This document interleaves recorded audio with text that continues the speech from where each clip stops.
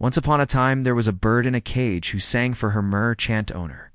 He took delight in her song day and night, and was so fond of her that he served her water in a golden dish. Before he left for a Business trip, he asked the bird if she had a wish. "I will go through the forest where you were born, past the birds of your old neighborhood. What message should I take for them?" The bird said, "Tell them I sit full of sorrow, in a cage singing my captive song. Day and night my heart is full of grief. I hope it will not be long before I see my friends again and fly freely through the trees. Bring me a message from the lovely forest which will set my heart at ease. Oh, I yearn for my beloved to fly with him and spread my wings. Until then, there is no joy for me, and I am cut off from all of life's sweet things." The merchant traveled on his donkey through the dense forest. He listened to the melodies of many birds. When the merchant reached the forest where his bird came from, he stopped, pushed his hood back, and said, "Oh, you birds, greetings to you all from my pretty bird locked in her cage. She sends tidings of her love to you, and wants to tell of her plight. She asks for a reply that will ease her heart. My love for her keeps her captive with bars all around her.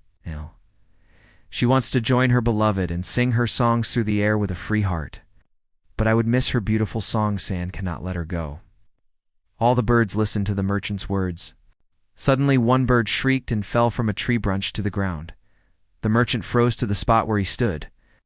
Nothing could astound him more than this did. One bird had fallen down dead. The merchant continued on to the city and traded his goods. At last he returned to his home. He did not know what to tell his bird when she asked what message he had brought.